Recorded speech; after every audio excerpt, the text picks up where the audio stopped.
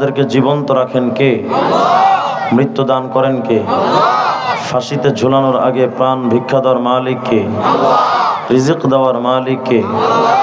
সম্মান ও সম্মানের মালিক কে? সন্তান দেওয়ার মালিক? খাজা বাবা, চন্দ্রপড়া, ল্যাংটা বাবা, সন্তান দেওয়ার মালিক কে? ক্ষমতা দেওয়ার মালিক কে? নেওয়ার মালিক? বিশ্বাস হয়? ক্ষমতা দেওয়া নেওয়ার মালিক যদি জনগণ হতো, অস্ত্রের ঝনঝনানি এবং পৃথিবীর কোনো পরাশক্তি দিয়ে যদি ক্ষমতাকে টেকসই করা যেত, প্রশাসনের প্রোটেকশন দিয়ে যদি ক্ষমতাকে স্থায়ী করা যেত, police, army, RAB, BDR, NSI, DGFI, SB, DB, CID, RAB, নৌবাহিনী, বিমান বাহিনী, সকল সংস্থার লোক নিজের অধীনে থাকার পরেও আল্লাহর ফায়সালা যখন হয়েছে, শেখ হাসিনা দুপুরের ভাত খাওয়ার টাইম পায় নাই। তাহলে বলেন তো ক্ষমতার মালিক কে? আল্লাহর ফায়সালা ছাড়া গাছের পাতাও নড়ে না। অতএব আল্লাহকে বেশি ভয় করা দরকার। আমরা তো এখন বেশি ভয় কাকে পাই? এই কিছুদিন আগে যাকে সবাই পাগল বলে চিনতো, ডোনাল্ড ট্রাম্প, সবাই মনে করতো এটা একটা তারছেড়া। ক্ষমতায় আসার পর বড় বড় বুদ্ধিজীবীরা সবাই তাকে শুভেচ্ছা জানাচ্ছে। কেন? পৃথিবীর এক সুপ্রিম পাওয়ারের ক্ষমতার অধিপতি। চুংচাং ভুংবাং চায়নার দালালি করে কেউ, জাপানের দালালি করে কেউ, রাশিয়ার দালালি করে কেউ, আবার আমাদের বাংলাদেশে গরুর মুখ খাওয়া দেশ ইন্ডিয়ার দাদাদের দালালের তো অভাব নাই। সবাই পরাশক্তিগুলোর দালালি করছে। যে এখানে একটা ইয়ে টানানো মনে হয়, কারা টানাইছে না? বক্তার ছবি দিয়ে রাখছে।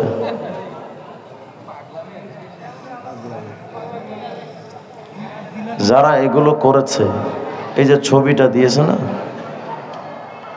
সবচেয়ে কঠিন শাস্তি হবে ছবি অঙ্কনকারীদের। বক্তাদের মাহফিলে আনার পর সেই বক্তার ছবি দিয়ে এক মূর্তি সাজায় রাখছে। আর বক্তারাও বাংলাদেশে মাশাআল্লাহ, সর্বপ্রথম বক্তা, কিছু কিছু বক্তাদেরকে জুতা দিয়ে পিটানো দরকার। বক্তারা ঠিক হলে জনসমাজ ঠিক হয়ে যেত। বক্তার ছবি দিয়ে রাখছে, বক্তা দেখেও প্রতিবাদ করবে না। অনেক মাহফিলে তো দেখা যায় বক্তারা মহিলাদের জন্য প্রজেক্টটা দিতে তাদেরকে বলে দেয় মহিলাদের জন্য প্রজেক্টটা দিতে হবে। বদমাইশ এগুলো। কি এগুলো? বক্তা নাই, বদমাইশ। বাংলাদেশের বর্তমান অবস্থা যেটা হয়েছে, আচ্ছা যেই ঘরে ছবি থাকে ওই ঘরে আল্লাহর রহমত থাকে? বিভিন্ন পীরের মুরিদদের বাসায় গেলে দেখা যায় ল্যাংটা বাবা ছবি টানা রাখছে, আলু পটল যা আছে সব দেখা যায়। কথা হয় না? কি শুরু হলো বাংলাদেশ? আল্লাহ আমাদের সবাইকে হিদায়াত দান করেন। কোন পোস্টারে বা হ্যান্ডবিলে অথবা ব্যানারে কোন বক্তার ছবি দেওয়া সুস্পষ্ট হারাম। যারা এগুলোর আয়োজন করেন সবগুলো দিনদার নাই, প্রত্যেকটা পরিষ্কার হারামি। আল্লাহ আমাদেরকে হিদায়াত দান করেন। পবিত্র কালামে পাক থেকে একটা আয়াত আমি আপনাদের সামনে তেলাওয়াত করেছি। আল্লাহ তাআলা বলেন, বান্দা, ইয়া আইয়ুহাল্লাযীনা আমানু যকুরুল্লাহ যিকরান কাসীরা, বেশি বেশি জিকির করব, স্মরণ করব কার? আল্লাহর ফয়সালা, হুকুম হলো বান্দারা আল্লাহর জিকির বেশি করবে। আর আমরা সেই জিকির বাদ দিয়ে দুনিয়ার ফিকির বেশি করি। আল্লাহ পাককে স্মরণ করার মতো সময় আমাদের হয় না, আমরা খুব ব্যস্ত মানুষ। গীবত শেকায়াতের সময়ের অভাব নাই, গল্প গুজব আড্ডা দেওয়ার সময়ের আমাদের অভাব নাই, বিড়ি টানার মতো সময়ের অভাব নাই। ফেসবুক, ইউটিউব, ইমো, হোয়াটসঅ্যাপ চালানোর সময়ের অভাব নাই। সব কিছুর জন্য আমাদের সময় হয়, শুধু এক আল্লাহ পাকের স্মরণ করার সময়ের বড্ড অভাব। আমাদের কাছে সবচেয়ে বেশি অবহেলিত আল্লাহ, আমাদের কাছে সবচাইতে বেশি অবহেলিত আল্লাহ পাক। প্রেমিকা ডাক দিলে দৌড়, নেতাই ডাক দিলে কাছা দিয়ে দৌড়। মসজিদ থেকে আল্লাহ পাক যে 5 বার আপনাকে আমাকে ডাকে, মুসলমানের খবর নাই। বুড়ো বুড়ো মানুষ আজান চলে, ও আকিস বিড়ি ছাড়ে না, টানতেই থাকে। আর এমন ভাবে টান দেয় চাপা চুপা ভেঙ্গা পুরা হিরো আলম ফেল। আল্লাহ পাক আমাদের কাছে এতটা অবহেলিত, অথচ ওই আল্লাহ আপনার আমার জন্য সবচেয়ে বেশি আপন। আল্লাহর চাইতে আপন কেউ হয় না। যেই নেতার পেছনে দৌড় দিবেন, ওই নেতা আপনার হালায়া হেলিকপ্টার ইন্ডিয়া দৌড়। কথা হয় না? তুমি বাঁচো বা মরো, এটা নেতার খবর নেওয়ার টাইম নাই। যতদিন বাংলাদেশে ছিল তুমি তো নেতা নেতা চিল্লাইছো, আর নেতা ভোট আর নোট। কথা হয় না? কয়টা দরকার? ভোট, নোট, এই দুটোর পেছনে নেতা দৌড়। আর যখন তুমি বিপদে পড়ো, যেই নেতার বিপদে তুমি ছিলে, তুমি একবার বিপদে পড়ে দেখো, তোমার নেতা তোমার খবর নেবে না। এটা আপনারা না বুঝলেও টাকলা মুরাদ ভালো বুঝে। বিপদে যখন পড়ছে কেউ তার ধারে কাছে আসে নাই, বিপদকালে কেউ থাকে না, কিন্তু বিপদে থাকেন, সুখে থাকেন, দুঃখে থাকেন, সর্বহালতে আপন কে? আল্লাহ ছাড়া আপন হয় না। আপনি যাদেরকে যতই আপন মনে করেন, যদি আপনি তাদেরকে জাস্ট সামান্য একটু অবহেলা করেন, একদিন না একদিন ওরা আপনাকে ছেড়ে চলে যাবে। প্রেমিকা যদি মিট করতে বলে, 2-3 বার আপনি যদি মিস্টেক করেন, তার কথা না শোনেন, অন্য মেয়ে নিয়ে যদি চলেন, ও যত বড় প্রেমিকা আপনার হোক না কেন, আপনাকে ছেঁকা দিয়ে চলে যাবে, আপনার খবর নেবে না। এমনকি প্রেমিক প্রেমিকা তো দূরের কথা, বাবা মা অনেক সন্তানকে বাপ মা পর্যন্ত ত্যায্য করে। কথা হয় না? সবচেয়ে আপন তো বাপ মা, সে বাপ মাও অনেক সময় অবাধ্য সন্তানকে ত্যায্য করে। দুনিয়ার মানুষ একটু ভাবেন তো, বাপ মাও এক সময় সন্তানকে ছেড়ে দেয়, প্রেমিক এক সময় প্রেমিককে ছেড়ে দেয়, নেতা এক সময় কর্মীকে ছেড়ে দেয়, সন্তান এক সময় বাপ মাকে বৃদ্ধাশ্রমে ফেলে চলে আসে। অথচ আপনার আমার মালিক আল্লাহকে ভুলে গেছি, দুনিয়া নিয়ে ব্যস্ত, কিন্তু সেই মালিক আল্লাহ আপনার আমার জন্য সূর্যের আলো বন্ধ করে দেন নাই, বাতাস বন্ধ করে দেন নাই। 24 ঘন্টা আল্লাহ নিয়ামত দিয়ে আপনাকে আমাকে মালামাল করে রাখছে। গত স্বৈরাচার সরকারের আমলে আমরা যারা কারাগারে ছিলাম, আমি তো 2 বার গেছি মামুর বাড়ি, হ্যাট্রিক করি নাই। দ্বিতীয়বার যখন গেলাম, ককটেল বিস্ফোরণ মামলা, হেফাজতের মামলা, কাশিমপুর হাই সিকিউরিটি 4-এ আমরা ছিলাম। মৌলানা মামুনুল হক সাহেব, আইয়ুবী সাহেব, আমির হামজা সাহেব, সব আমরা একই সাথে 50 জন আলেম একসাথে ছিলাম। ওখানে আমার একজন খুনির সাথে দেখা হয়েছিল। আমি এর জিগাইলাম যে আপনি কারাগারে কেন, কি আকাম করে আসছেন? আমার আপনি হুজুর মানুষ, আপনি কি আকাম করছেন? আমি বললাম ভাই আমরা তো আকাম টাকাম করি না, এগুলো আমাদের অটো মামলা। দেখবেন হোয়াটসঅ্যাপে একটা সিস্টেম আছে, যদি আপনি অটো মেসেজ দিতে চান, কেউ আপনাকে মেসেজ দিলে অটো রিপ্লে যায়।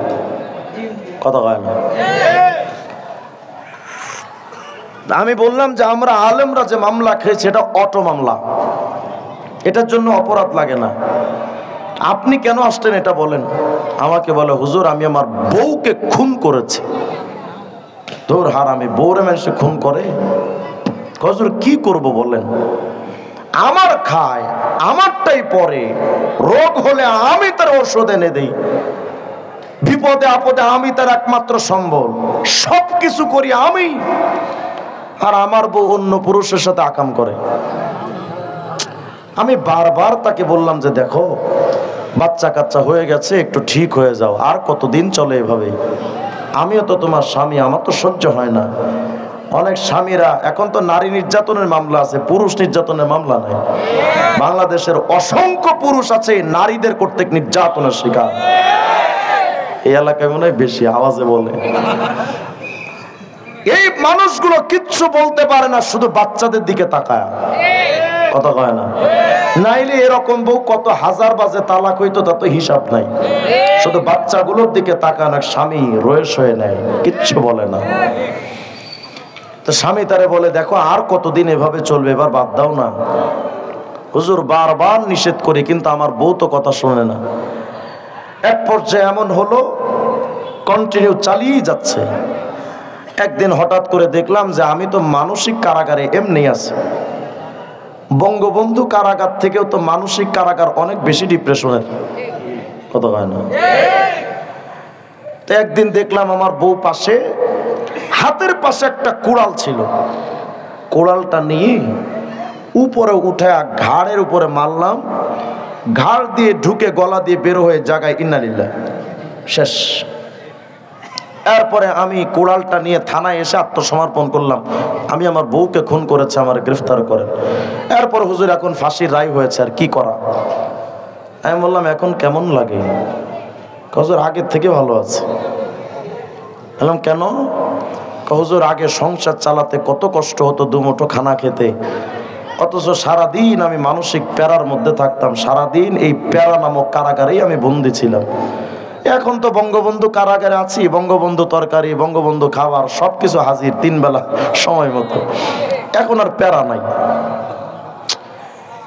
গল্পটা এজন্যই বললাম, আমি তখন বিষয়টা শুনতেছিলাম আর ভাবতেছিলাম, আহারে একজন স্বামী তার বিবির জন্য কতটুকু করেছে। সামান্য থাকার ঘর, পরার পোশাক, ঔষধ অসুস্থ হলে ঔষধ, বাস এই তো সামান্য কিছু।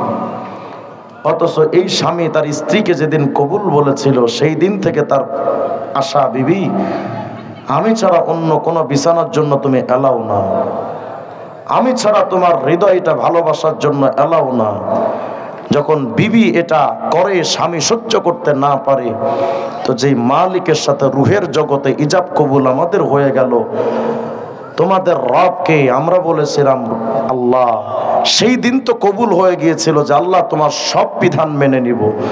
দুনিয়াতে আসলাম, যে মালিক রুহের জগতে পালন করলেন, মাতৃগর্ভে যেই মালিক আপনাকে আমাকে লালন পালন করলেন, আর কেউ ছিল না। দুনিয়াতে আগমন করার পর ওই আল্লাহর দেওয়া সূর্য, আল্লাহর দেওয়া বাতাস, আল্লাহর দেওয়া হাত, আল্লাহর দেওয়া পা, আল্লাহর দেওয়া চক্ষু, আল্লাহর দেওয়া জবান, আল্লাহর দেওয়া মেধা, সবকিছু আল্লাহ পাকের দেওয়া ব্যবহার করার পর হাই আফসোস এই মুসলমান আল্লাহকে সেজদা না দিয়া পীরের কদমে গিয়া সেজদা দেয়, আল্লাহর বিধান না মেনে, লেনিন কালমাস মাওসেতুংদের বিধান মানে, আল্লাহর বিধানকে উপেক্ষা করে গণতন্ত্র, সমাজতন্ত্র, রাজতন্ত্র, একনায়কতন্ত্র, সাম্যবাদ, পুঁজিবাদ, জাতীয়তাবাদ, বস্তুবাদ, ধর্মনিরপেক্ষ মতবাদ, মানবরচিত তন্ত্র মন্ত্র মেনে আল্লাহর বিধানকে উপেক্ষা করে দিয়েছে।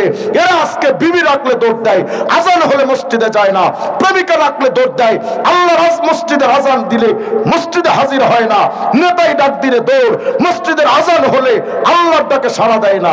আমার আল্লাহ কত দয়া করে আপনাকে আমাকে বাঁচায় রাখছে। মানুষ হলে তো বাঁচাইতো না।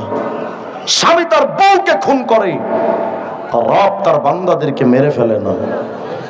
অথচ আমরা চিনলাম না সেই মালিকরে, ওই আল্লাহকে আমরা চিনতে পারি নাই। আমরা চিনেছি যেটা দুনিয়াতে নগদ পেলাম, বাস এটাই আমরা চিনে ফেলেছি। তবে শোনেন, দুনিয়ায় আপনি যাদের জন্য যতটুকু করেন, সে আপনার জন্য ততটুকু করবে, বেশি করবে না, কথা হয় না। দুনিয়ায় আপনি কোন ফ্যাক্টরিতে চাকরি নিলে যতটুকু কাজ করবেন, যদি প্রোডাকশনে কাজ করেন, যতটুকু আপনি সাপ্লাই দিবেন ততটুকু, সার্ভিস যতটুকু, বেতন ততটুকু, বেশি দিবে না।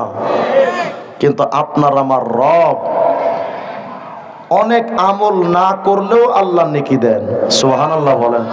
যেমন এই চোখ দিয়ে পর নারীর দিকে তাকানো হারাম, একটা বার তাকাবেন একটা কবিরা গুনাহ, 7000 বছর জাহান্নাম। কিন্তু আল্লাহর দিকে তাকায়া এই আমলটা কইরেন না, শুধু তাকানোটা বন্ধ করেন, তাকায়েন না। থানবী রাহিমাহুল্লাহ বলেন অন্তত 10,000 রাকাত তাহাজ্জুদের নামাজ পড়লে যত নেকি হয়, একবার এই চোখটারে বাঁচাইলে তার চাইতে বেশি নেকি আল্লাহ পাক দেন। এ তো গেল গুনাহ থেকে বেঁচে থাকা। এবার যদি আপনি নেকির আমল করেন, একটা, খুব মনোযোগ দেন, একটা নেকির আমল করেছেন, দুনিয়াতে একটা নিয়ম হলো কোন স্বামী যদি তার স্ত্রীর কাছ থেকে 100 টাকা জীবনে ধার নেয়, এই 100 টাকার পরিবর্তে স্বামী যদি তার 10,000 টাকাও দেয়, তবুও 100 টাকা ঋণ শোধ হয় না। কথা হয় না? বাচ্চার টাকা নিলে বাবার ঋণ শোধ হয় না। কেন? এটা ভালোবাসার নমুনা। তো আল্লাহকে বলেন, আল্লাহ আপনি আমাদের কতটুকু ভালোবাসেন। আগের জামানার নবীর উম্মতের মতো তো আমরা উম্মতে মুহাম্মাদি বেশি আমল করতে পারি না, আমাদের চোখ এত শক্ত না, আমাদের পায়ের হাড্ডি এত মজবুত না। আল্লাহ, তো আগের জামানার নবীর উম্মতরা 1000 বছর আমল করেছে, আমরা তো বাঁচি 60-70 বছর, তারা এত আমল নিয়ে কিয়ামতে দাঁড়াবে, আমরা তো অল্প টুটাফাটা বন্দেগী আমল করব, তারা 1000 বছর আমল করে আর আমরা বাঁচি 60-70 বছর। এর মধ্যেও তো টোটাল টাইম আমরা আমল করি না, বরং এমনও মুসলমান আছে 55 বছর শুধু আকিজ বিলি টানছে। কথা হয় না? আমরা সামান্য নেকি নিয়ে যদি কিয়ামতের ময়দানে দাঁড়াই, আল্লাহ আমাদেরকে কি দিবেন? তা আল্লাহকে জিজ্ঞেস করেন, আল্লাহ দুনিয়ায় স্ত্রী তার স্বামীর কাছ থেকে 1-এর পরিবর্তে 1000 নেয়, তবুও তো ঋণ শোধ হয় না। তা আল্লাহ আপনি না আমাদেরকে বিবির চাইতে বেশি ভালোবাসেন, বাপমার চাইতে বেশি ভালোবাসেন। তা আপনার কাছে জানতে চাই, একটা নেকির আমল যদি আমরা করি, তা আপনি আমাদেরকে কতটুকু নেকি দিবেন? আপনি একটু আমাদের হিসাব কিতাবটা দেন না। আল্লাহ পাক বলেন, দেখো কত নেকি চাও? সূরা নাবার 36 নম্বর আয়াত, জাযাআম মির রাব্বিকা আতাআন হিসাবা। এই বান্দা, একটা নেকির আমল করবি, তা আমি একটা নেকি তোমাকে দিব, বেশি নেকি দিব কে? এখন যদি বান্দা কয়, আল্লাহ এটা তো ভালোবাসার নমুনা হলো না, স্বামী তার স্ত্রীর কাছ থেকে, স্ত্রী তার স্বামীর কাছ থেকে অনেক অল্প দিয়ে বেশি অর্জন করে নেয়, তো আপনি তো তার চাইতে কোটি গুণ বেশি মায়ার মালিক। আমরা যদি একটা নেকির আমল করি, আপনি আমাদেরকে কতটুক নেকি দিবেন? আমাদেরকে একটু বলেন। সমান সমান দিলে হয় না। আল্লাহ পাক জবাব দেন সূরাতুল আনআমের 160 নম্বর আয়াত। আল্লাহ বলেন, মান জাআ বিল হাসানাতি ফালাহু আশরু আমসালিহা। এরা বান্দা শুনো, আমার বান্দা যদি আমি আল্লাহর জন্য একটা নেকির আমল নিয়ে হাজির হয়, আমার বান্দা তার জিন্দেগিতে আমল করেছে একটা, আমি আল্লাহ ওই বান্দার আমল নামাই একটা নেকির পরিবর্তে ওই বান্দার আমল নামাই পাক্কা 10টা নেকি লেখা দে। বান্দা যদি বলে, আল্লাহ আমার 1-এ 10টা দিলে হয় না, আর আপনি বাড়ান। আল্লাহ বলে, বান্দা ঠিক আছে, একটার পরিবর্তে যদি 10টাই তোমার না হয়, আমি আল্লাহ তোমার আমল নামায় একটা নেকির পরিবর্তে তোমাকে 50টা নেকি দান করব। সুবহানাল্লাহ বলেন। বান্দা যদি বলে, রব্বুল আলামিন আমার 1-এর পরিবর্তে 50টা যদি দেন, আমার 50টা নেকি তো আমার হবে না, আপনি আরেকটু বাড়ান। আল্লাহ বলে, বান্দা শুনো, 1-এর পরিবর্তে 50টাই যদি তোমার না হয়, আমি আল্লাহ তোমারে 1-এর পরিবর্তে 100টা নেকি দান করব। 1-এর পরিবর্তে আল্লাহ তোমাকে আমাকে 100টা নেকি দান করবেন। বান্দা যদি কয়, আল্লাহ আমার 1-এর পরিবর্তে 100 নেকিতেও হয় না, এবার আল্লাহ পাক রব্বুল আলামিন বলবেন, বান্দা 1-এর পরিবর্তে তুমি যদি 100 নেকিতে খুশি না হও, আমি আল্লাহ 1-এর পরিবর্তে তোমার 200 নেকি দিব। বান্দা কাল্লা আমার 200তেও হবে না, আপনি আরো বানান। আল্লাহ বলেন, ঠিক আছে বান্দা, 1-এর পরিবর্তে তোমারে 500 নেকি দান করব। এখন তো সুবহানাল্লাহ জোরে কইবেন না। আমি যদি কইতাম, চাচা 1 টাকা দেন সুদ 500 টাকা পাবেন, জাঙ্গা করলে দূর দিতেন। কথা হয় না? এটা দুনিয়ার নিয়ম। অথচ আল্লাহ পাক 1-এর পরিবর্তে আপনার আমার 500 নেকি দিবেন। মুসলমান খুশি না? বান্দা যদি কয়, রব্বুল আলামিন আল্লাহ একের পরিবর্তে তুমি যদি 500 নেকি দাও, 500 নেকি তো আমার হবে না। আল্লাহ আপনি নেকিটা আরেকটু বানান না। সহিহ বুখারী 7501 নম্বর হাদিস। আল্লাহ পাক বলে, বান্দা তাহলে শোনো, আমার বান্দা যখন একটা নেকির আমল কইরা লয়, আমি আল্লাহ মুনকার নাকিরকে কিরামান কাতিবিনকে আমি আল্লাহ বইলা দেই, ফাকতুবুহা লাহু বিআশরি আমসালিহা ইলা 700 যায়ফান। আমি আল্লাহ কিরামান কাতিবিনকে বইলা দেই, এই কিরামান কাতিবিন শোন, আমার এই বান্দা কিন্তু আমার মুহাব্বতের বান্দা, এটা কিন্তু উম্মতে মুহাম্মদি আমার বড্ড মুহাব্বতের বান্দা। আমার বান্দা একটা নেকির আমল করেছে, আমার বান্দার আমল নামায় একের পরিবর্তে 500 না, আমার বান্দার আমল নামায় একটা নেকির পরিবর্তে 700 নেকি লেখা দাও। বান্দা যদি এখন করলে আমার একের পরিবর্তে 700তে হবে না, আপনি আরো বাড়ান। মাজমুউজ যাওয়ায়েদের 17188 নম্বর হাদিস। আল্লাহর রাসূল বলেন, আমার উম্মত যখন একটা নেকির আমল কইরা নেয়, আল্লাহ পাক ওই উম্মতের আমল নামায় ইন্নাল্লাহ ইউতি আবদাহু বিল হাসানাতিল ওয়াহিদা আলফি হাসানা। আমার উম্মত যখন একটা নেকির আমল কইরা নেবে, আল্লাহ পাকের আমল নামায় একটা দুইটা নয়, অন্তত 10 লক্ষ নেকি লেখা দেয়। বান্দা যদি আল্লাহ আমার 10 লাখেও হবে না, ওটা আরো বাড়ান, সুবহানাল্লাহ বলে না। বান্দা যখন একের পরিবর্তে 10 লাখ নেকি পায়, এখন আমরা যদি আল্লাহ 10 লাখেও হবে না, আপনি আরো নেকি বানান। আল্লাহ পাক বলে, বান্দা তাহলে শোনো, সরওয়ারে দু আলম বলেন, মুসনাদে আহমদের 10760 নম্বর হাদিস। আল্লাহ রাসূল বলেন, আমার উম্মত যখন একটা নেকির আমল কইরা নাই, ইন্নাল্লাহ ইউদাইফুল হাসানা আলফি হাসানা। আমার উম্মত যখন একটা নেকির আমল কইরা নেয়, আল্লাহ পাকের আমল নামায় একের পরিবর্তে অন্তত 20 লক্ষ নেকি লেখা দেয়। বান্দা যদি এখন কয়, আল্লাহ তুমি কি শুরু করছো? কি শুরু করছি মানে, তুমি একবার কও সমান সমান, একবার কও 10টা, একবার কও 700, একবার কও 10 লাখ, এখন আইসা আবার কও 20 লাখ। আল্লাহ তুমি যে গুনে গুনে দেও, তোমার জন্য কি গুনে দেওয়াটা মানায়? সুবহানাল্লাহ গায় না, কেন মানায় না? আল্লাহ আপনার জন্য নেকিগুলো গুনে গুনে দেওয়াটা মানায় না, কারণ আল্লাহ আপনার একটা নাম হলো আজিম,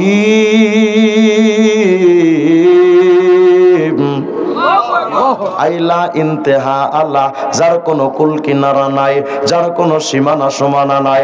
আল্লাহ আপনার নাম হলো আজিম, যার কোনো কুল কিনারা নাই। একের পরিবর্তে যদি 20 লক্ষ দেও, ওটাও তো সীমিত, তোমার তো সীমা নাই, তো সীমাহীন খোদা সীমিত নেকি যদি দেয়, এটা তো মানা যায় না। তো বান্দা তুই কি কইতে চাস ক? আল্লাহ আমরা তো উম্মতে মুহাম্মদি, আমল করতে পারি কম। আল্লাহ অল্প আমল নিয়ে কিয়ামতে দাঁড়াইলে তো বড় লজ্জার ব্যবস্থা। রব্বুল আলামিন একটা নেকি নিয়ে যদি আমি কিয়ামতের ময়দানে যদি দাঁড়াই, আল্লাহ 20 লাখ নেকি দিলে হবে না, 50 লাখ নেকি দিলে হবে না। তোমার যেমন কুল কিনারা নাই, আমরা একটা নেকির পরিবর্তে এত নেকি চাই, যার কোনো কুল কিনারা রাখা যাবে না। সূরা কাফিরের 40 নম্বর আয়াত আল্লাহ পাক বলেন, ওয়ামান আমিলা সালিহাম মিন যাকারিন আও উনসা ওয়া হুয়া মুমিন ফাউলাইকা ইয়াদখুলুনাল জান্নাতা ইউরযাকুনা ফিহা বিগাইরি হিসাব।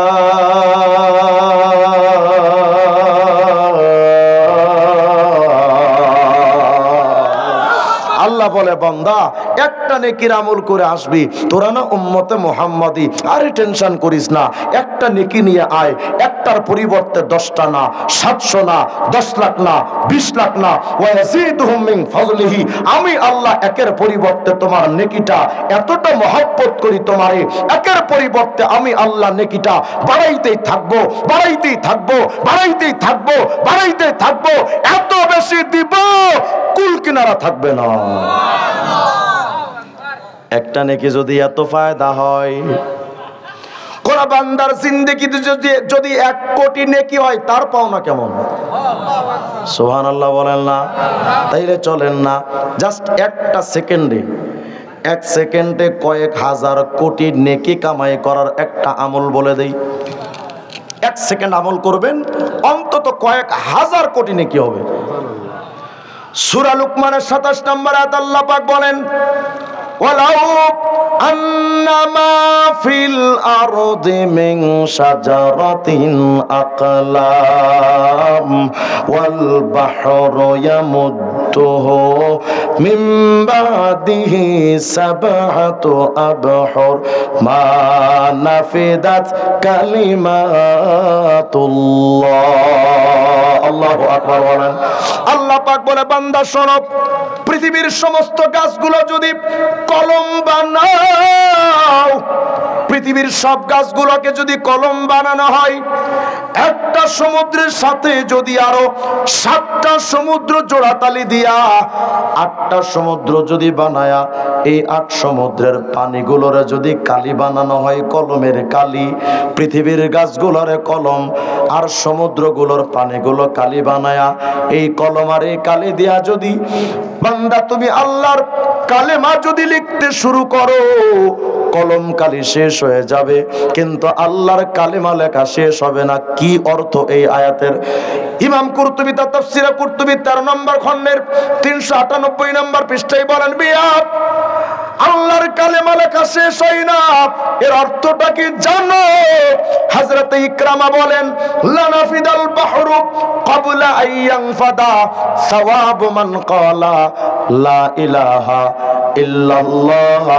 আল্লাহর কোন বান্দাই যদি, উম্মতে মুহাম্মদি যদি তার এই জবানটা দিয়া শুধুমাত্র 1 সেকেন্ড সময় নিয়া শুধু একটা বার যদি কয় লা ইলাহা ইল্লাল্লাহ, এই একবার কালেমা তৈয়বাটা যদি জিকির করে, একবার কালেমা তৈয়বা জিকির করলে যে নেকিটা হয়, পৃথিবীর সমস্ত গাছগুলোর কলম বানায়া 8টা সমুদ্রের পানির কালি বানায়া, ওই কলম কালি দিয়ে যদি একবার কালেমা তৈয়বার জিকিরের নেকি যদি লেখো, 8টা সমুদ্রের পানির কালি শেষ হয়ে যাবে, কিন্তু একবার কালেমা তৈয়বার জিকিরের নেকি লেখা শেষ হবে না।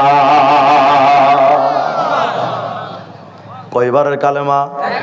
তো বলেন না, লা ইলাহা ইল্লাল্লাহ, লা ইলাহা ইল্লাল্লাহ, লা ইলাহা ইল্লাল্লাহ, লা ইলাহা ইল্লাল্লাহ।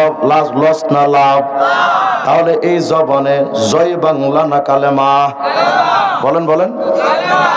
নারায়ণগঞ্জের মেয়র ছিল আইভি, বলেছিল মরার সময় যেন আমার জবানে জয় বাংলার স্লোগান হয়। আমি বলেছিলাম আমিন, এর কপালে এটাই নসিব হোক। কিন্তু আমরা জবানে জয় বাংলা না কালেমা? এই জবান দেয়া যদি সারা জিন্দেগি জয় বাংলা বলেন, 1 পয়সার দাম, কিন্তু এই জবান দিয়ে একবার কইবা লা ইলাহা ইল্লাল্লাহ, কত বিরাট নেকি। এই মুরব্বি, জবান দিয়া যে বিড়ি টানেন, কত নেকি? কত নেকি আছে কোন? অথচ একটা বার বিড়িতে টান দিতে যত সময় লাগে, এর মধ্যে অন্তত 3 বার কালেমার জিকির করা যায়। চায়ের দোকানে পয়সা তো বুড়া বুড়া মানুষ, সারাদিন কাজ কাম নাই, ছেলে বিদেশ পাঠাইছে, বিদেশ থেকে মাগনা টিয়ায়, আর মুরব্বী চায়ের দোকানে বসে আকিস বিড়িতে টান মারে, আর বৈশা বৈশা গিবত, ও খারাপ, ও চোর, ও বাটপার, ও 2 নাম্বার, ও খারাপ, ও ধোকাবাজ, ও প্রতারক, বলে না বলে না? ও ভাই তুই তো মাপ চাই ভাই, ভাই মাপ চাই ভাই, একটু থামো ভাই, একটু থামো, থামো না রে ভাই, যে বিপদে আছি ভাই, রিমান্ডে আছি এমনি, তুমি থামো ভাই, থামো। আওয়াজ দিয়া কোন আল্লাহু আকবার। চায়ের দোকানে বৈশা বুড়া বুড়া মানুষ, ও ভালো না, ও খারাপ, ও চোর, ও বাটপার, ও এটা, ও সেটা, দুনিয়ার সবাই খারাপ, আর একমাত্র ওই মুরব্বী হাসান বসরি কথা কয় না। তো চাচা, ও যদি চুরি কইরা কবিরা গুনাহ করে খারাপ হয়, আপনি গীবত করেন, আপনিও তো কবিরা গুনাহ করলেন, তা আপনি ভালো কেমনে? আপনিও তো খারাপ কথা কয় না।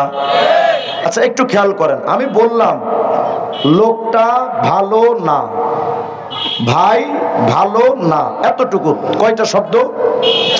কথা কয় না দি, বিরক্ত হচ্ছেন নাকি আপনারা? বিরক্ত হয়েন না, এমনি আমার মানে গলার সাথে মাইকটা মিলতেছে না কেন। বললাম মানুষটা ভালো না, কয়টা অক্ষর? 3টা। আর জবান দিয়ে বললাম লা ইলাহা ইল্লাল্লাহ, কয়টা? 3টা। 4টা ধরেন। লোকটা ভালো না বলতে 1 সেকেন্ড, লা ইলাহা ইল্লাল্লাহ বলতে 1 সেকেন্ড, কথা কয় না একটু, কয় সেকেন্ড? 1 সেকেন্ড। লোকটা ভালো না, 1 সেকেন্ড সময় বিনিময় একটা কবিরা গুনাহ 7000 বছর জাহান্নাম।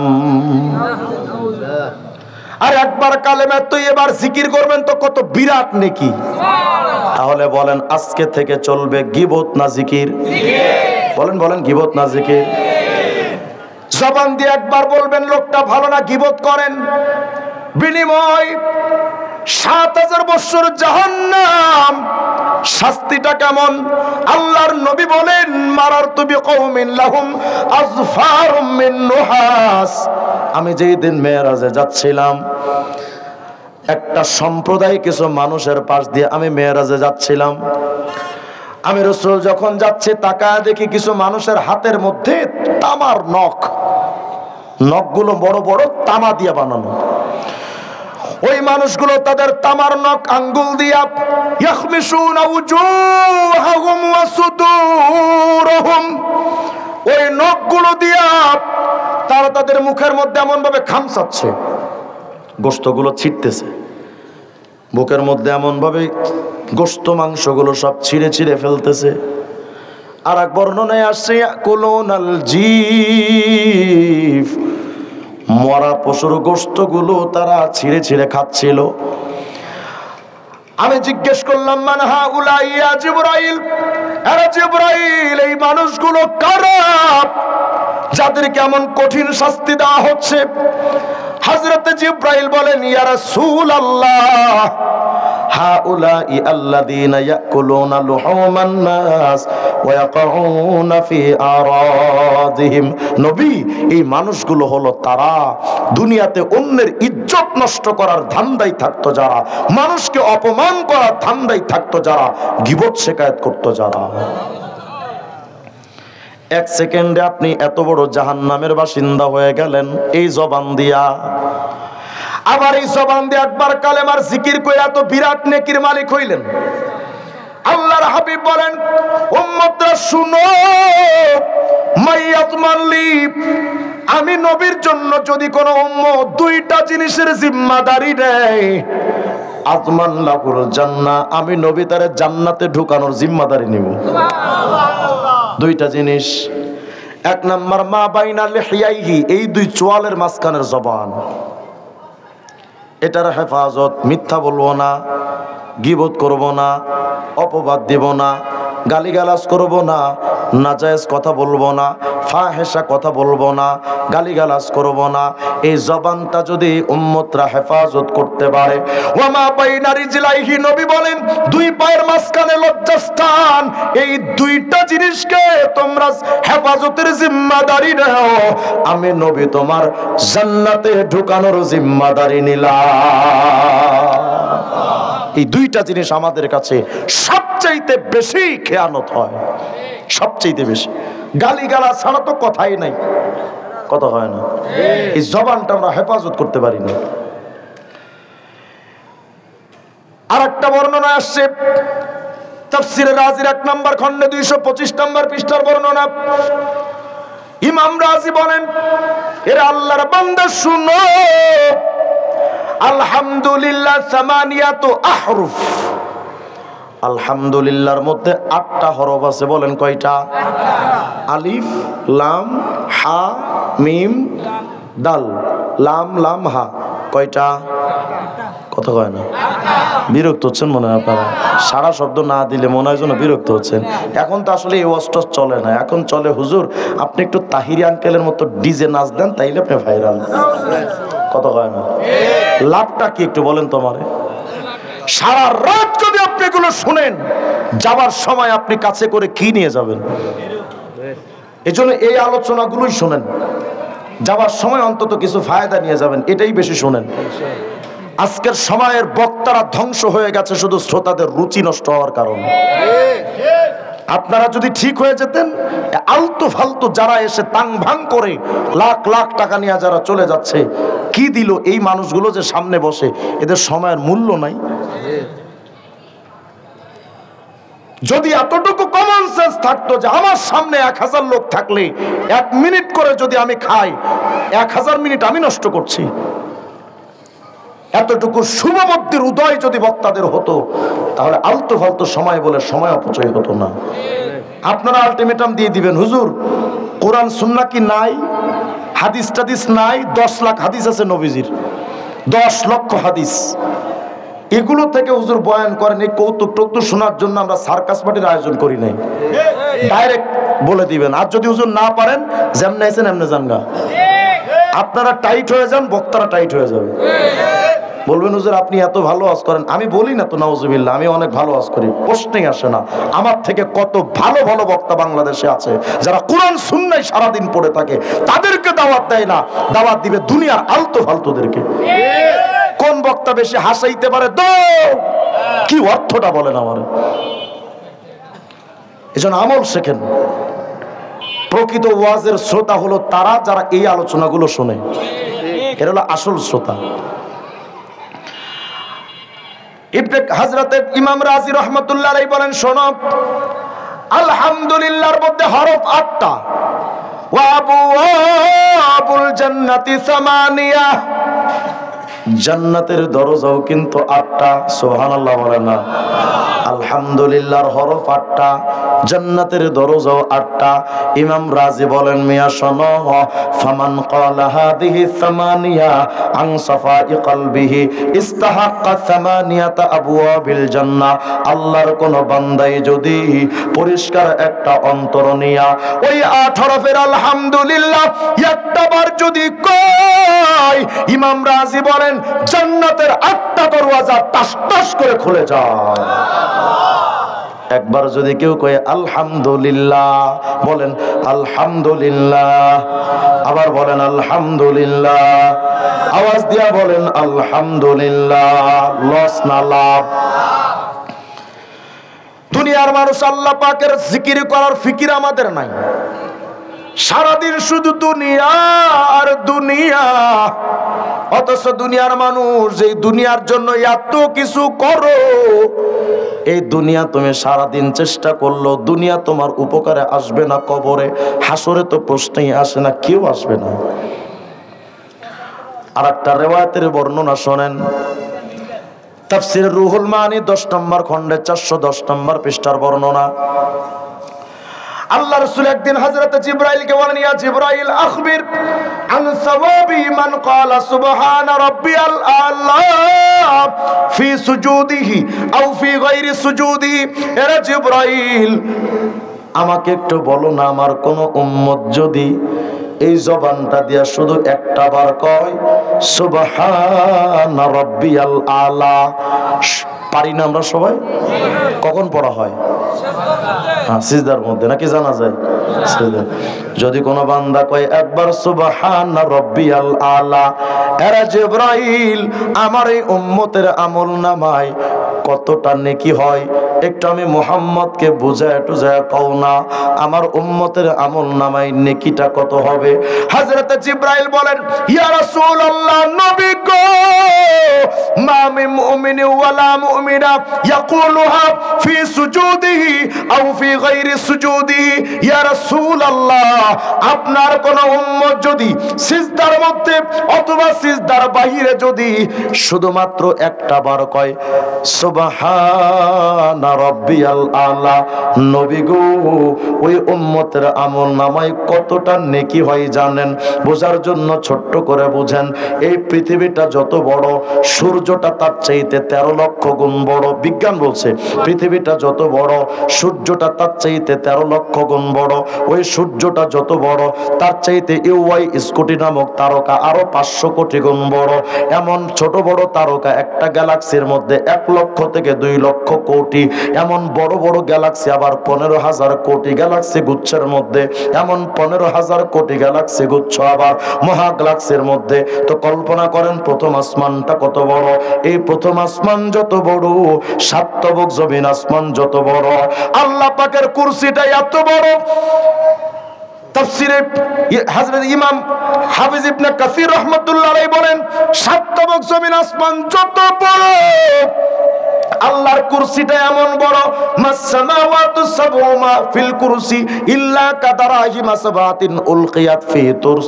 কোন একটা ঢালের মধ্যে, যুদ্ধের সময় যে ঢাল ব্যবহার করা হতো না, একটা ঢালের মধ্যে 7টা টাকার কয়েন যদি ফেলে রাখা হয়, এই 7টা টাকার কয়েন দেখতে যতটা বড়, যতটা ছোট, সাতবক জমিন আসমান কুরসির সামনে 7টা টাকার কয়েনের মতো। কুরসিটা কত বড়। এই কুরসিটা যত বড় হোক না কেন, আরশটা কত বড় জানেন? সহিহ ইবনে হিব্বানের 361 নম্বর হাদিস, মাসসামাওয়াতু সাবউ মাল কুরসি ইল্লা কাহালকাতিন মুলকাত বিআরদিন ফালাত। চাটিয়াল একটা মরুভূমির মধ্যে যদি এমন একটা আংটি ফেলে রাখা হয়, বিরাট একটা মাঠের মধ্যে একটা আংটি দেখতে যতটা ছোট, আল্লাহর আরশের সামনে বিরাট ওই কুরসি দেখতে একটা আংটির মতো। আরশ কত বড়, কুরসি কত বড়। তো জিবরাইল বলেন, নবী গো, আপনার কোন উম্মত যদি একটাবার শুধু কয় সুবহানা রাব্বিয়াল আলা, এই তাসবিহটা যদি একটাবার কোন উম্মত পড়ে, ইয়া রাসূলুল্লাহ, ইল্লা কানাত লাহু ফি মিজানিহি আসকালু মিনাল আরশ ওয়াল কুরসি ওয়া জিবালিদ দুনিয়া। ইয়া রাসূলুল্লাহ, পৃথিবীর পাহাড়গুলো একত্রিত কইরা আল্লাহর বিরাট আরশ এবং কুরসিকে ধইরা একত্রিত কইরা যদি মিজানের একটা পাল্লাই রাখা হয়, আরশ কুরসি পৃথিবীর পাহাড় লইয়া যদি মিজানের একটা পাল্লাই রাখা হয়, আর সুবহানা রাব্বিয়াল আলা একটাবার পড়লে ওই নেকিটা যদি মিজানের আরেকটা পাল্লাই রাখা হয়, নবী গো, আরশ কুরসি পৃথিবীর পাহাড় লইয়া মিজানের পাল্লাটা হালকা হয়ে যাবে, কিন্তু একবার সুবহানা রাব্বিয়াল আলা পড়ার নেকির পাল্লাটা ভারী। বলেন না সুবহানা রাব্বিয়াল আলা। আবার বলেন, আবার বলেন। এই তাসবিহটা সিজদার মধ্যে অন্তত কয়বার আমরা পড়ি? কয়বার? 3 বার পড়েন? আমার তো মনে হয় না। আমাদের মুসলমানদের নামাজের সিস্টেমটা সিজদার এখন এমন মুরগির মতো ঠোকর ঠোকর। 3 বার পড়ে কখন? সিজদায় যাইতে যাইতে একবার সুবহান রাব্বিয়াল আলা শেষ। সিজদায় গিয়ে কোন রকম একবার যদি কইতে পারে, উঠতে উঠতে আর একবার কয়া শেষ। কথা কয় না? মানে সুবহান রাব্বিয়াল আলা পুরো রিমান্ডে থাকে যে আল্লাহ তুমি কোন খাটাসের বাল্লা আমারে ভালাইলা। কথা কয় না? একবার পড়লে যদি এত ফায়দা হয়, যেই বান্দা পড়লো 3 বার তার নেকি কত, 5 বার যে পড়লো তার নেকি কত, 7 বার যে পড়লো তার নেকি কত, 9 বার যে বান্দা পড়লো তার নেকি কত। আজকে থেকে আমরা অন্তত 3 বার পড়বো। কে কে হাত? 5 বার পড়বো। কে কে হাত তোলেন? 5 বার, অন্তত 5 বার ইনশাআল্লাহ পড়বেন তো ইনশাআল্লাহ। যত ব্যস্ততা থাকুক অন্তত 5 বার ঠান্ডা মাথায় সুবহান রাব্বিয়াল আলা পড়বো তো ইনশাআল্লাহ। শুধু ফজিলত এখনো শেষ হয় নাই। জিবরাইল বলেন, ইয়া রাসূলুল্লাহ, একবার যদি পড়ে সুবহান রাব্বিয়াল আলা, আরশ কুরসি পাহাড়ের চাইতে ভারী নাকি শুধু তাই নয়, আরো আছে। ওই বান্দা যখন এটা পড়ে, সাথে সাথে আল্লাহ কি কোন জানেন? সকল ফিরিস্তাদেরকে আল্লাহ জমা করে আল্লাহ কয়, ফিরিস্তারা দেখো দেখো আমার বান্দা সাদাকা আব্দি কি সত্য কথা বলছে। ইশহাদু ইয়া মালাইকাতি আন্নী কদ গফারতু লিআবদি, রে ফেরেশতারা সাক্ষী থাক আমারে বান্দার জিন্দেগীর সব গুনাহ আমি মাফ করে দিলাম। একবার সুবহানা রাব্বিয়াল আলা পড়লে এত ফায়দা, তো পীরের নামে সারা দিন যে বাবা বাবা জিকির করেন কত ফায়দা, কত হয় না। এখন তো বাবার জিকিরের স্টাইলটা আগে ছিল একরকম, দিন যত যাচ্ছে ততই পরিবর্তন হচ্ছে, কত হয় না। আগে এক সময় জিকির করতে এমন ভাবে কইতো না, কয়দিন পরে দেখি জিকিরের স্টাইল পাল্টায় গেছে, বাবার নামে জিকির কেমনে, এটা হলো তারপরে ডিজাইন। এখন নতুন করে আবার এক তার সেরা দেখলাম আসছে, ময়মনসিংহ বাড়ি, জিকির করে কেমনে, মনে হয় বিদ্যুতের শর্ট দেয় এমন করে, কত হয় না। এগুলো কি বলেন, এগুলো কি? বান্দা জবান দিয়ে যা বলে সব তো ফিরিস্তারা লেখে, তো ওরা যখন এমন করে ফিরিস্তারা লেখেটা কি, কত হয় না। আমার তো বুঝে আসে না যে ফিরিস্তারা যে লিখবে ওই ভাষাটা তো দরকার, এটা কি চাইনা ভাষা না ইন্ডিয়ান ভাষা না কি ভাষা এরা? এগুলো যে তার সেরা কোনো সন্দেহ আছে? আর আস্তাগফিরুল্লাহ আল আযীম। এরা আবার কয় আল্লাহ, ফরিদপুরের এক শিল্পী আছে কি আবাল সরকার না আবুল সরকার জানি, আবুল সরকার, সরি আবাল না, একটা গান বানাইছে, কি কয়, আল্লাহ প্রেমের বান্দা হইয়া আমার বাইচা থাকার আশা নাই। নাউজুবিল্লাহ। আপনারা মনে করতেছেন আমি মনে হয় পীর বিরোধী, না, আমিও পীরের মুরিদ। আমার পীর যদি আমাকে ইসলামের শরীয়ত বাদ দিয়ে কোরআন সুন্নাহকে বাদ দিয়ে যদি তার পূজা করতে বলে, এমন পীরকে জুতা দিয়ে পিটাতে সাইজ করে দেওয়া দরকার। কিসের পীর? তোমার কোরআন সুন্নাহর উপরে কোন পীর মুরিদ হয় না। সত্যিকার অর্থে পীর তিনি, কোরআন সুন্নাহ অনুযায়ী সবক দিবেন যিনি। কয় আল্লাহ প্রেমের বান্দা হইয়া আমার বাইচা থাকার আশা নাই, তবে মুর্শিদ নামের কাফের হইয়া আমি যেন মইরা যাই। কোন আমিন। ওরা যেন এমনি মরে। আবার কয় কাবা ঘরের খাদেম হতে আমার মন চাইল না এই জগতে। আবুল সরকার নাকি কাবা শরীফের খাদেম হইতে মন চায় নাই, পাগলের সুখ, কত হয় না। কাবা ঘরের খাদেম হতে আমার মন চাইল না এই জগতে, তবে মুর্শিদ চাঁদের পায়খানাতে আমি যেন চাকরি পাই।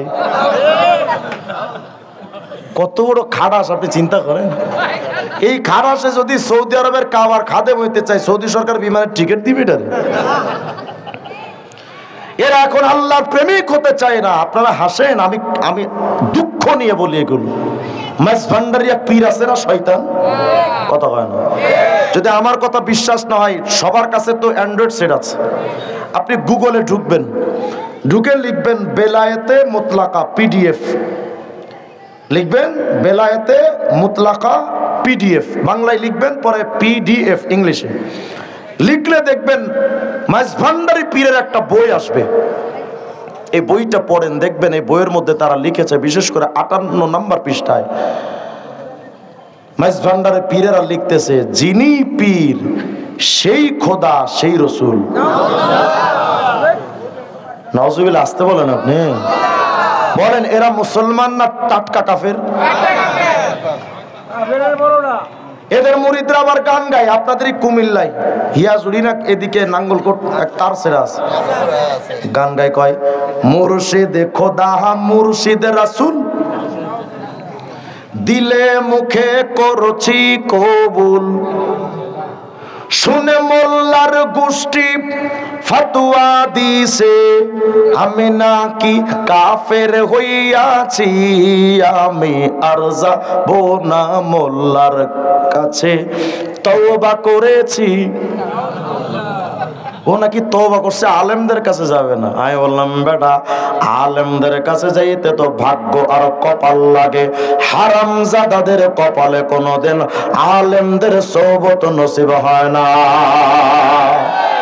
তো তুই আলেমদের কাছে যাবি না কেন? কৌজুর আলেমরা আমার কাফের কয়। আমি বললাম আলেমরা তো হুদাই কাফের কয় না, কারণ তো আছে। কি কারণ তাই ক। কজুর আমি গানের মধ্যে এই একটু হুজুর বলছিলাম পীরি খোদা পীরি নবী, এই এতটুকু বলছি হুজুর, এতে আমি কাফের হয়ে গেছি? আমি বললাম না, তুমি তোমার পীর রে খোদা কইবা, রসুল কইবা, তুমি কাফের না, তুমি আব্দুল কাদের জিলানী। নাউজুবিল্লাহ মিন যালিক। বলেন যারা পীর রে খোদা বলে, রসুল বলে, মুসলমান না বেঈমান? এদের এখন নাকি আল্লাহ দরকার নাই, পীর হলেই চলে। বাবার কাছে গিয়ে বাবা সন্তান দে, খবর নিয়ে দেখলাম বাবারই সন্তান নাই। কথা হয় না? আপনাদের এলাকার মহিলারা যায় না বাবার কাছে? যায় নাকি এলাকায়? নাউজুবিল্লাহ মিন যালিক। মনে রাখবেন, সন্তান দেওয়ার মালিক শুধুমাত্র আল্লাহ। সন্তান দেওয়ার মালিক পীর তো দূরের কথা, সন্তান দেওয়ার মালিক কোন নবীও না। আমি সম্পূর্ণ সচেতনতার সাথে দায়িত্ব নিয়ে বলছি, আমি কওমি মাদ্রাসার স্টান করা ছাত্র। আলহামদুলিল্লাহ, আজাইরা কথা বলার জন্য আসিনি, কিতাব পড়ে বলছি, সন্তান দেওয়ার মালিক শুধুমাত্র আল্লাহ, নবীও না। আপনার মা বোনদের স্ত্রীদেরকে বুঝায়েন, সন্তান দেওয়ার মালিক যদি নবীরা হতেন, ইব্রাহিম খলিলুল্লাহ 86 বছর বয়স, সন্তান ছিল? কত হয় না? অবশেষে ইব্রাহিম আলাইহিস সালাম কি বললেন? রব্বি হাবলি মিনাস সালিহিন। এটা তো আমার ঘটনা, কোরআন শরীফের ঘটনা। আল্লাহ আমি ইব্রাহিমের একটা সন্তান দেন। তো ইব্রাহিম আলাইহিস সালাম সন্তান চাইলেন কার কাছে? পীর যদি সন্তান দিতে পারে, নবীরা পারে না? জাকারিয়া আলাইহিস সালামের চুল দাড়ি পেকে গেছে, সন্তান নাই। আল্লাহকে কয় আল্লাহ আমার একটা সন্তান দেন। অবশেষে আল্লাহ বললেন ইয়া জাকারিয়া ইন্না নুবাশশিরুকা বিগুলামিন ইসমুহু ইয়াহইয়া। জাকারিয়া রে, আমি ইয়াহইয়া নামক একটা সন্তানের সুসংবাদ তোমাকে দিলাম। সন্তান দেওয়ার মালিক কে? আল্লাহ। আমাদের নবী 11 জন স্ত্রী ছিল আমাদের নবীর, শুধু আম্মাজান খাদিজাতুল কুবরা ছাড়া আর কারো ঘরে সন্তান ছিল না। কেন ছিল না? আমাদের নবী এবং তার স্ত্রীরা কি জন্ম নিয়ন্ত্রণ করতেন? নাউজুবিল্লাহ, এটাকে ভাবাও যায়? আমাদের নবী তার নিজের স্ত্রীদের কোলে সন্তান দিতে পারলেন না। যেখানে নবীরা সন্তান দিতে পারে না, তোর পীর কেমনে পারে? বুঝা গেল ওটা পীর না, ওটা লুচ্চা। আসতে কইলেন কে? এটাই ঠিক, ওটা লুচ্চা। নবাবগঞ্জ দুহার একটা বাবা ছিল, হজ বাবা। আপনার মা বোনদেরকে এগুলো শোনায়েন, আপনারাও সচেতন থাকেন। এরা কিভাবে কি করছে এটা বোঝা দরকার আপনাদের। দুহারে হজ বাবা তৈরি হলো। হজ বাবা একটা কাবা শরীফ বানাইছিল। আমার কিছু ভক্তবৃন্দ আছে ওখানে, আমাকে একদিন বলতেছে হুজুর আমরা কাবা শরীফটা ভেঙে আলাইছি এলাকার লোকজন মিলে। কাবা ভাঙার পরে কি দেখছে জানেন? এটা বলতেও তো শরম লাগে, না বলেও উপায় নাই। কাবা ভেঙে ভেতরে পেয়েছে শুধু কন্ডমের খোসা। এই পীরের কাছে তুই তোমার বউকে পাঠাও, স্ত্রীকে পাঠাও, মেয়েকে পাঠাও, ভাবিকে পাঠাও, তুইও লুচ্চা, তোর বউও লুচ্চা, তোর 14 গোষ্ঠী লুচ্চা। যেই পীরেরা কয় আমরা সন্তান দিতে পারি, যুবকরা গোপনে ওর পেছনে গোয়েন্দা ঢুকায় রাখবা। সত্যি এটা বিশ্বাস করো, দেখবা যে গোপনে গোপনে তোমার এলাকার মহিলাদের ইজ্জত হানির চেষ্টা চালাচ্ছে। যেখানে পাইবা গাছের সাথে বাইন্দা জুতা দিয়া পিটাইতে পিটাইতে পিঠের চামড়া তুলে ফেলা দরকার। তুমি বিশ্বাস করো তোমার পীর তোমার সন্তান দেয়। উত্তরবঙ্গের এক অন্ধ, সে বিশ্বাস করে সন্তান দেওয়ার মালিক আল্লাহ। রাস্তার পাশে একদিন এক অন্ধ গান গাইতেছে। কিছু মানুষের আছে না, ঘর বাড়ি নাই কিন্তু 10টা সন্তান। কথা হয় না?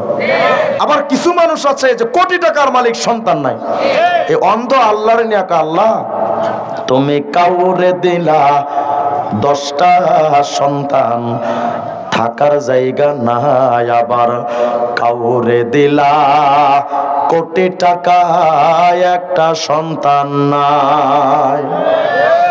নির্দোষী রে রাখো দয়াল ভবের জেলখানায়, আবার অপরাধ করিয়া কেহ ঘোরে সর্বদায়। নদীর কুল ভাঙ ও কোল গড়ু, একে তোমার খেলা, সকাল বেলার ধনী ফকির কর সন্ধ্যা বেলারে, কি খেলা খেলাইলা দয়াল রে। সবকিছু করা মালিক কে? বাবার কাছে যাই ভাগ্য কি বলবো, আমার বাংলাদেশের ল্যাংটাও পীর। আচ্ছা এটা আপনি আমাকে একটু বুঝান তো, ল্যাংটা পীর হয় কেমনে? আমার তো এই মাথায় ধরে না, ল্যাংটা পীর হলো কেমনে? আমি বললাম ভাই, ল্যাংটা যদি পীর হয় তাহলে রাস্তাঘাটের সব কুত্তারা বড় পীর। কত যে বাবা বাংলাদেশে, খাজা বাবা, আট্টসী, সুরেশ্বর, চন্দ্রপাড়া, দেওয়ানবাগি, কুতুববাগি, রাজারবাগি, ছোট ভান্ডারি, বড় ভান্ডারি, মেজ ভান্ডারি, রশিদ ভান্ডার, ধন ভান্ডার, পাতা শাহ, লতা শাহ, কেল্লা শাহ, ফাইল্লা শাহ, চিল্লা শাহ, চরম বিবি, গরম শাহ, ফকির শাহ, মিসকিন শাহ, গরিব শাহ, টং টং শাহ, ঢং ঢং শাহ, হেগু শাহ, কুত্তা শাহ, ঘোড়া শাহ, লেঞ্জা শাহ, বদনা শাহ, মাঝে একটা মাজার হয়েছে চট্টগ্রামে হজরত কুত্তা শাহ। কিরে ভাই কুত্তা শাহ কে? হুজুর আমাদের বাবা একটা কুকুর পুষতো, এই কুকুরটা মারা যাওয়ার পরে হেডারে কবর দিয়ে নাম দিছে হযরত কুত্তা সমাজ। এখন পাবলিক ঢের কুত্তার কাছে কাকে বাবা। আচ্ছা বলেন তো, কুত্তারে যদি কেউ বাপ ডাকেও কি এর বাচ্চা? এটা কইবেন না, কইবেন ফুটফুটে সুন্দর। নাউযুবিল্লাহি মিন যালিক। কি বল, আপনারা পরীক্ষা করেন। বাঞ্ছারামপুর আসছি গত বছর মাহফিলে। বাঞ্ছারামপুর থেকে 2500 ফেরিঘাটে পার হব, রাস্তার পাশে লেখা হযরত বিলাইসা মাজার। এই জাতির কপালে আর কোন দিন বিবেকটা জাগ্রত হবে? আমরা মাজার বিরোধী মানুষ না, আল্লাহর কসম আমি নিজেও শাহজালাল ইয়ামানি রাহিমাহুল্লাহর মাজারে গিয়ে সুন্নাত তরিকায় জিয়ারত করি। আমরা মাজার বিরোধী না, কিন্তু যদি কোনো মাজারে সিজদা চলে, যদি কোনো মাজারে বাবার কাছে গিয়ে সন্তান চাওয়ার শিরকি কর্মকাণ্ড চলে, যদি কোনো মাজারে গান বাজনার আড্ডাখানায় তৈরি হয়, কোনো মাজার শরীফ যদি, কোনো মাজার যদি গাঞ্জার আড্ডাখানায় তৈরি হয়, কোনো মাজার যদি পতিতালয়দের আড্ডাখানায় তৈরি হয়, এমন মাজারগুলো ভেঙে গুড়িয়ে দাও।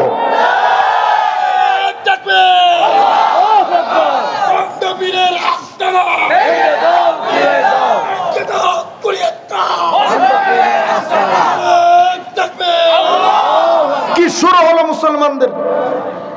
আপনাদের এলাকায় যদি কোনোদিন জুতা চোর ধরা পড়ে, গণধোলাই হয় না? যদি এলাকায় কোনোদিন পকেটমার ধরা খায়, গণধোলাই হয় না?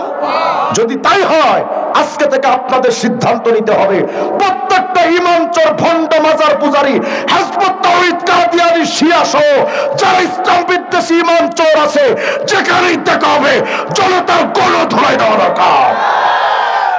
তুমি আমার ইমান চুরি করবে, মুসলমান সহ্য করবে, এটা হতে পারে না। হ্যাঁ মামলা হবে, হোক না। আমি একজন মানুষ 6টা মামলা, 5টাই মামলা দিছে শুধু হিজবুত তাওহীদ। সাবেক স্বরাষ্ট্রমন্ত্রী আসাদুজ্জামান কামাল গাঞ্জাখোর আমাকে ডেকে নিয়ে, স্বরাষ্ট্র মন্ত্রণালয় আমাকে অফিসে ডেকে নিয়ে বলছে হিজবুত তাওহীদ নিয়ে আপনি কথা বলতে পারবেন না। আমি হায়াত যতদিন আছে এটা বন্ধ হবে না। ওরা কয় যদি কোন একটা খুন হয় প্রধান আসামি হবে। আমি বললাম আসামি বানাবেন, তারপরে তো বিচার হবে। আমি বললাম শাস্তি তো দিবেন, ফাঁসি, তো তারপর কি করবেন? ফাঁসি দিয়া দিলেন, এর পরের স্টেপটা কি আপনাদের? আমি তো ওই পর্যন্ত তৈরি আছি। কোন বাতিল শক্তি, কুফরি শক্তির সাথে মুসলমানের কোন আপোষ হতে পারে না। তোমার ঘর ভাঙলে তার বিরুদ্ধে তুমি মামলা দায়ের করো। তোমার পরিবার তোমার শরীরের উপরে আঘাত করলে তুমি তার নামে মামলা করো। তোমার শরীর থেকে যদি কেউ রক্ত ঝরায়, তোমার সন্তানের শরীর থেকে রক্ত ঝরালে তুমি তার প্রতিবাদ করো। তোমার বাচ্চা, তোমার বিবি, তোমার ভাই, তোমার আপন মানুষ, তোমার প্রতিবেশীর শরীরে রক্ত ঝরানোর চাইতে কঠিন ব্যাপার ঈমান হানি করে নিয়ে যাচ্ছে। তোমার ভেতরে কোনো আহত হয় না, তো আঘাত লাগে না, কিসের মুসলমান তুমি? সুস্পষ্ট সিদ্ধান্ত, এই এলাকায় কোনো ভণ্ড আসলে জুতা দিয়ে পিটাবেন। প্রশাসন কি করবে পরে আলোচনা হবে। প্রশাসন যদি আসে বলবেন ওরা ঈমান চুরি করতে আসছে, আপনারা হয়তো থামান, নইলে আপনাদেরকে মানি না। পারবেন ইনশাআল্লাহ? কোন ইসলাম বিদ্বেষীদের সাথে মুসলমানের কোন আপোষ হবে না। মামলা দিবে। আমার উপর তো 5 বার হামলা হয়েছে, 5 বার। আমি মৃত্যুর মুখ থেকে ফিরে আসছি। কি হয়েছে? মানিকগঞ্জের পীরের মুরিদরা আমার একবার গাড়িতে গ্লাসের বাম পাশে রড দিয়ে বাড়ি মারছে। আমি বাম পাশে বসি, বাম পাশে বাড়ি মারছে, গ্লাসগুলো ভেঙে আমার মুখে লাগছে। ড্রাইভার গাড়ি টান দিয়েছে, পেছন থেকে এবার রড দিয়ে বাড়ি মারছে, পেছনে গ্লাস ভেঙে মাথায় পড়ছে। এই যে আপনাদের কুমিল্লা থেকে সামনে গিয়ে সোনাই মুড়িয়েছে না, পোর করা যে স্ট্যান্ডটা আছে, মোলটা, হিজবুত তাওহীদের সেলিমের লোকজন 50টা মোটরসাইকেল নিয়ে আমার উপর অ্যাটাক করেছে। সবার হাতে ক্রিস, প্রতিটা মোটরসাইকেলে 2 জন করে মানুষ ছিল। আল্লাহ ফিরে আনছে। ওরা আমাদেরকে মৃত্যুর ভয় দেখায়, অথচ ওই শাহাদাতের তামান্না তো আমরা আলিঙ্গন করতে চাই। জীবনে যে গুনাহ করছি আল্লাহ হিসাব নিলে জান্নাতে যেতে পারবো? এই জন্য আল্লাহর সবসময় বলি, আল্লাহ এমনি হুদা মরণ দিয়েন না আমারে, শাহাদাত চাই। আল্লাহ শাহাদাত চাই, আর কিচ্ছু চাই না। অতএব বাতিলদের এটা মনে রাখা দরকার, হামলা দিয়ে মামলা করে আমাদের জীবনের উপরে ঝুঁকি এনে আমাদেরকে হত্যার ফিকির করে আমাদের জবান বন্ধ করা যাবে না। আমরা মুহাম্মদের উম্মত। তোমরা যদি আমাদেরকে আগুনের ভয় দেখাও, তাহলে আমরা তোমাদেরকে বলতে পারি আমরা ইব্রাহিমের নমরুদের আগুনে ঝাঁপ দেওয়া, আমরা প্রত্যেকে ইব্রাহিমের জীবন্ত সন্তান। যদি আমাদেরকে কারাগারের ভয় দেখাও, আমাদের নবী 3 বছর সিয়াবে আবি তালেবে জেল খেটেছেন, কথা হয় না? আমাদেরকে পানিতে চুবাইতে চাও, মুসা আলাইহিস সালাম পানিতে ঝাঁপ দিয়েছেন, কিসের ভয় দেখাও? আমরা আমাদের ঈমানি শক্তি নিয়ে সামনে অগ্রসর হতে চাই। অন্তত আপনারা এই এলাকায় যারা আছেন, সমস্ত কুফরি শক্তির বিরুদ্ধে একটু মজবুত হয়ে দাঁড়ান।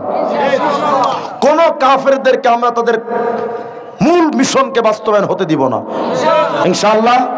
পারবেন ইনশাআল্লাহ? আল্লাহ আমাদের তৌফিক দান করেন। এই মাথাটা সেজদা অবনত হবে মাজারে না মসজিদে? কার সামনে? কোন মানুষের পায়ে আমার মাথা সেজদা অবনত হবে? আল্লাহ আমাদের তৌফিক দান করেন।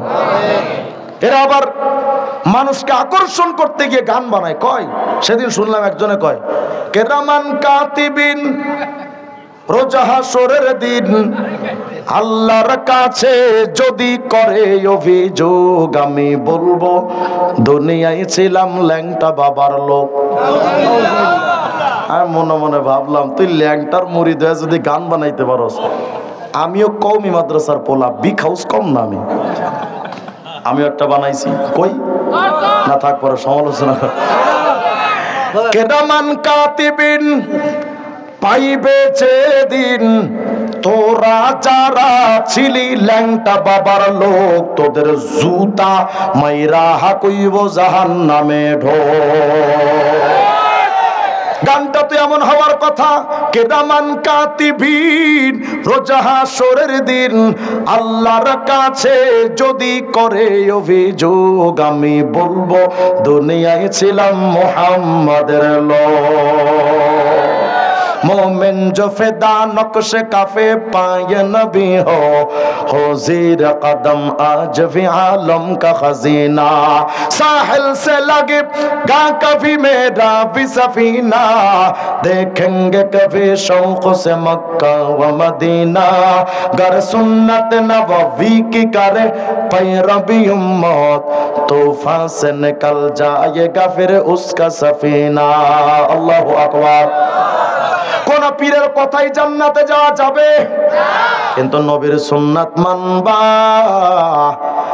নূহ আলাইহিস সালামের নৌকার মধ্যে যারা উঠলো, ওরা যেমন মহাপ্লাবন থেকে বেঁচে গেল, বিপদ থেকে, নবীর সুন্নাতের নৌকার মধ্যে উঠো, তোমার দো জাহানের সকল বিপদে তরায়া নিবেন কে? হযরত সুফিয়ান আস-সাউরি কিতাবের মধ্যে আসছে, হযরত সুফিয়ান বলেন, বাইনামা আতুফু বিল কাবা, আমি সুফিয়ান একদিন পবিত্র কাবা শরীফ, আমি সুফিয়ান একদিন তওয়াফ করতেছিলাম। এদিক মনোযোগ দেন। আমি যখন কাবা শরীফে তওয়াফ করতেছিলাম, ইদ রাআইতু রাজুলান, হঠাৎ এক যুবকের দিকে আমার নজর পড়ে গেল। লা ইয়ারফাউ কদামা ওয়ালা ইয়াদাউ কদামা ইল্লা ইউসাল্লি আলান নবী সাল্লাল্লাহু আলাইহি ওয়াসাল্লাম। আমি তাকায় দেখি আমার সামনে একটা তাগড়া যুবক আমার সামনে হাঁটতেছে, কাবা শরীফ তওয়াফ করে, কিন্তু এই যুবক প্রতিটা কদমে কদমে পড়তেছে আল্লাহুম্মা সাল্লি আলা মুহাম্মদ। বলেন না, আবার বলেন, আরেকবার কোন। এই যে আমি আপনাদের বারবার বলতে বলি, কষ্ট হয় ভাইরা, কষ্ট হলে একটু বলেন, ফায়দা হবে ইনশাআল্লাহ। আজকে বুঝবেন না, কালকে বুঝবেন ইনশাআল্লাহ। সুফিয়ান আস-সাউরি বলেন, আমি তাকায় দেখলাম তাগড়া একটা যুবক আমার সামনে চলে, প্রতিটা কদমে কদমে দুরূদ শরীফ।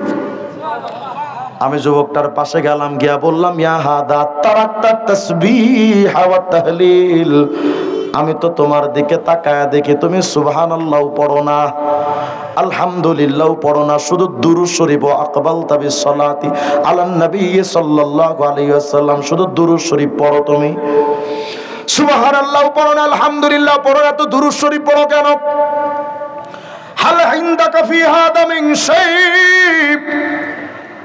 এর মধ্যে কোনো গোপন রহস্য আছে নাকি?